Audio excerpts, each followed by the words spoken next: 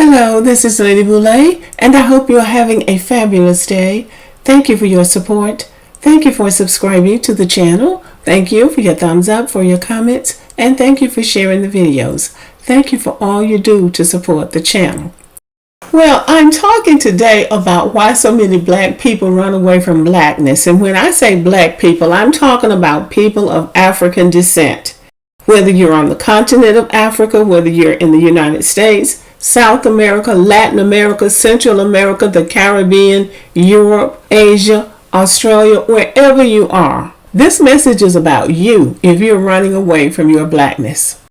In the United States of America, we really didn't have a choice. So we didn't have the option of running away from our blackness because America had that rule. One drop rule says if you have one drop of African blood, they called it blood, you are black. So it didn't matter how much interracial mixing went on and how light you ultimately came out to being. If they knew you had one drop of black blood, if it went all the way back to the Stone Age, to that one black grandmother, you were black. So we didn't have a choice. We had to learn how to live with it. We had to learn how to embrace it, even in the face of slavery, degradation, abuse, violence, oppression. Everything but the kitchen sink, including the kitchen sink, was thrown against them. But they were still black. And the black, Dr. Martin Luther King said, your skin tone was a stigma. So you couldn't get away from it if you were black. And that isn't to say that everybody wanted to be black. So people did look for escape routes. Passing was one way to get out of it if you were white enough to get away with it. Throughout the American slavery system, there was this mixing of white men with black women. And in some cases, there was so much intermixing that some of them came out looking white. If you fit that mold, that was your escape route into white society if you wanted to take it. And it was called passing. When someone decided to pass, they had to cut all ties with their blackness, their family, their friends, their community. The most effective way to do it was to move as far away from your community and people that knew you as you could get, and deny all access, deny all acquaintances. If someone from your hometown recognized you in New York City, you ignored them. You pretended not to know them. That was what you had to do to pass, because if by chance somebody like your husband discovered that you had that one drop of black blood, you were messed up, and you might even have to pay a fine or go to jail because now you're impersonating a white person. So that was one of the ways that some people tried to get out of blackness, and it was extreme, and it didn't always turn out like they hoped it would. There were two movies made about this, Imitation of Life and Pinky. In both cases, young women who looked white decided to pass into white society. They abandoned their mothers and went on off and lived this life of a white woman. And then at the end of their mother's life, they got word that she was dying and she really needed to come to see the mother. And then they come back in crying with regret that they passed up all that time that they could have had with their mother. But then it's too late. But my takeaway from each one was that passing doesn't pay, because you got to give up everything and everybody that you care about to try to live a life that you think would make you happy, which it may or it may not. But the reality is most black Americans didn't have any avenue of running away from their blackness because we didn't have anywhere to go. This whole thing about going back to Africa is ridiculous because we're not citizens of any African country, and most didn't have any money anyway in the past. So we didn't have any avenues for running away from blackness, so we had to run to it. And so that's why we got this I'm black and I'm proud, say it loud, and black is beautiful. We came to realize that we might as well get over this because we don't have any way out. So we had to live with it and we had to deal with it. And that's what we have done. And I say we, I'm talking about the majority. Now, what inspired this video was a video that I saw on, I think this was Jenny O again, where this black guy was talking about Dominicans and making fun of Dominicans. Black Americans have a lot of fun making fun of Dominicans because they say, I'm not black, I'm Dominican.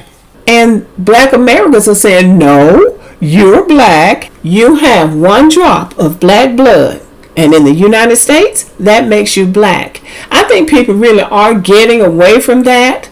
But I think black Americans who have had to live this for hundreds of years decided that, well, we had to go through this, so you're going to go through it too. So I think black Americans are just having a lot of fun with them, but the Dominicans get really mad about it. And they start talking about how proud they are of their culture and how black Americans can't make them black, and they just go on and on with these long explanations about why they call themselves Dominicans. But the bottom line, for many black Americans, it just looks like you're running away from blackness. Now on the screen is what a lot of them look like. Some of them have looser curl or even straight hair sometimes. But this is what they look like typically. Now you decide for yourself what they are. They reference their skin tone, how light they are. Some of them are very light skinned, some of them are not. But light skin and loose textured hair is very prevalent among black Americans. But the lightest skinned black American will call themselves black because it's not about your skin tone. It's about your state of mind. Sammy Sosa is a good example of what dark skin does to a Dominican. Sammy Sosa is a retired professional baseball player. He was dark-skinned with broad features like many black Americans. But somewhere along the way, he decided he needed to change his look. So he bleached his skin, and I guess he put a perm in his hair to look less black. Now, I'm not really sure what his explanation was or is for changing his look, but he changed his look. Because apparently dark skin in the Dominican Republic is a stigma.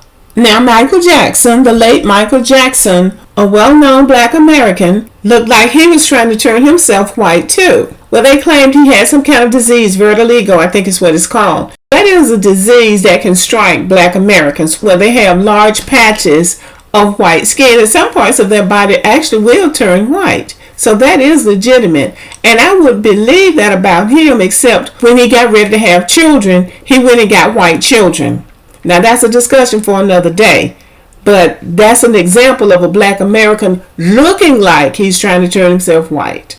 The difference is that black Americans don't deny blackness. That is not something that we do, going around screaming to the world that, well, my skin is just a little bit lighter than somebody that might be darker than me, so that puts me in a different demographic. I think down in Latin America they do that.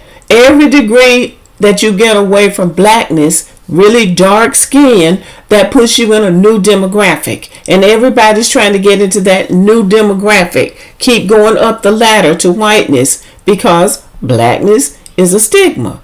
I do want to make this point. I'm not saying that we don't have colorism issues in black America. We absolutely do. But to deny your blackness is blasphemous among many and most black Americans. But now it's at a point with Dominicans that this issue of blackness is front and center. And there are those who want to run around here screaming, I'm not black, I'm Dominican, or accusing black Americans of causing dissension and trying to impose blackness on them. It's all very interesting, but it's also all very stupid because it's all based on skin tone.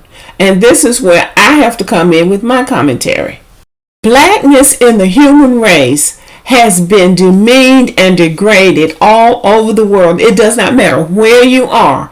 The darker your skin is, the more discrimination you face, the more prejudice you face, and the more anti-blackness you face. Everybody is trying to get away from blackness. That was the thing. Now that is what white supremacy brought into the world. That I'm white and I'm superior, you're black and you're not. And the darker you are, the less not superior you are, which is to say you're inferior. So inferiority was placed on blackness. But not only that, treatment was placed on blackness. Slavery, colonialism, theft, murder, the long arm of white supremacy came down on blackness. So this idea of not wanting to be associated with blackness has made its round around the world. The merchants of white supremacy decided that they were going to make Africa the scapegoat for their hatred and their greed mostly. Their greed, this was all about greed and going into Africa and stealing everything that wasn't nailed down. And then telling the Africans, you're nothing, you've not made any contribution to society. So anybody that resembles Africa is going to get that work. You're going to get that treatment. So everybody is running away from it, trying to run towards whiteness. But here's the bottom line. These people haven't accomplished anything. I don't know of anything that the people of the Dominican Republic have accomplished. I don't know anything that they're known for. I don't know any accomplishments that they are noted for. What have they contributed to world civilization? What have they contributed in the advancing of humanity? So I went and looked it up to see what are their accomplishments. The only thing that they came up with as an accomplishment was the dance merengue. And I know about that dance because I used to go to Zumba class and we used to do it. But guess what? That dance was created by the Africans that were enslaved down there. Just like these dances up here were created by the Africans. That's the only thing. They have a long history about conquest and about who controlled the Dominican Republic for how long. They have a lot about their history. And a lot of it has to do with the history of the Western Hemisphere, about Spaniards or Portuguese or French coming in and taking over people's resources and enslaving people. They have that. But when it comes down to sheer accomplishments, they don't have anything. But they're lighter than Black Americans. They're lighter than Haitians. That's their accomplishment. That is not an accomplishment. And Black Americans are the right ones to call this out. Because we have bragging rights in the world. Because we have made advances in the world. Things that have improved the human condition, including inventions and creating systems that have improved the employment situation, the labor market, and the quality of life of people all over the world. We have done that. We have done it all. There is nothing that you can bring up, no discipline in the world that African Americans haven't had a serious hand in developing something or making something better. And that's not even talking about entertainment and sports. And I can back up everything I said. So we have bragging rights. These people haven't done anything. All they do is talk about, I'm not black. I'm not black. This is ridiculous. And it's another thing. I had said I was not going to do this video because I thought, well, maybe it's just being a little bit too frivolous. But then I saw what was going on in Tunisia. Tunisia is in North Africa, the part of Africa where those Arabs went in and took over the Black Africans, the real Africans' countries. So I'm going to finish this video talking about 3 North African countries that discriminate against Black Africans: Tunisia, Morocco, and Egypt. Black African people are being discriminated against in Tunisia on their own continent based on nothing more than their dark skin. The president or some high official in Tunisia gave a speech in which he was concerned that the Black Africans were changing the demographics of the country, meaning that he was afraid they were going to make the country darker. So here again, you have a country of people who have made no contribution to the development of mankind, but they are focused on their skin tone. And look at Morocco. Morocco won the World Cup in soccer. It was either last year or this year. Soccer is a big deal everywhere but in the United States. And so when they won, this Arab woman came on a video saying that was a win for the Arabs. That was not a win for the Africans. Because the Africans, all of the Africans, including the Black Africans, the real Africans, were trying to celebrate with Morocco because that was the first time an African country had won the World Cup. And they came in and they wanted to make it clear that didn't have anything to do with those Black Africans. And the reason I'm mentioning this is because when she began the video, she said the Black community. So I thought she was talking about Black Americans because we refer to ourselves as the Black community.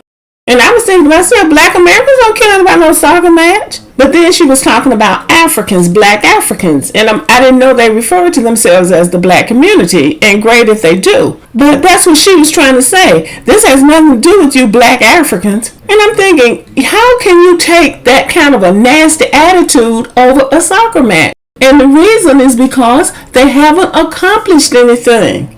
They're very proud of their lighter skin. That's all they got going for them. They haven't accomplished anything. When you can take that nasty and attitude over a soccer match, a game that little children can play, that lets you know that you haven't accomplished very much in the world.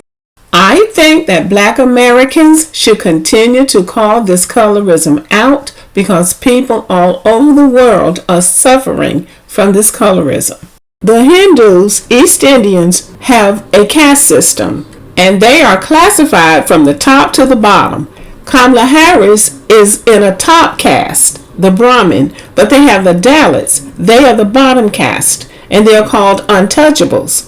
Some of them have migrated to the United States too, but those lighter-skinned Indians are trying to impose that same caste system on them here in the United States. And they have been complaining, they have been filing complaints with the government about those lighter-skinned Indians trying to impose that caste system on them in the United States. And out in Seattle, the Dallas just won a case where Seattle has banned any kind of caste system out there. Those light-skinned Indians got mad about it.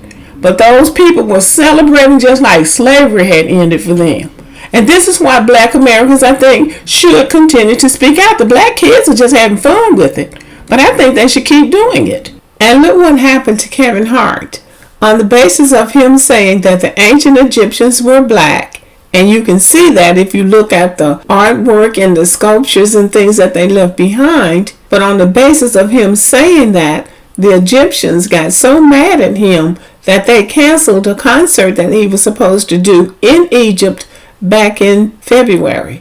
And this is all because they don't want to identify with black people and dark skin. So people are running away from blackness because it's scary, it's painful, it's hard. But if you never stand up to these bullies who are making you run away, you're just going to keep running. So somebody has to take a stand. Everybody can't run. And for the people who don't want to run, they need support. And if the ones that don't like it want to get mad, let them get mad. But we lived with the one drop rule and we overcame it. And the only way you can overcome it is that you have to face the bullies down and say, I'm black and I'm proud, and black is beautiful. So anyway, y'all, let me know what you think about the video. Thank you for listening. Subscribe to the channel, give me a thumbs up, leave a comment, share the video, and as always, have a great day.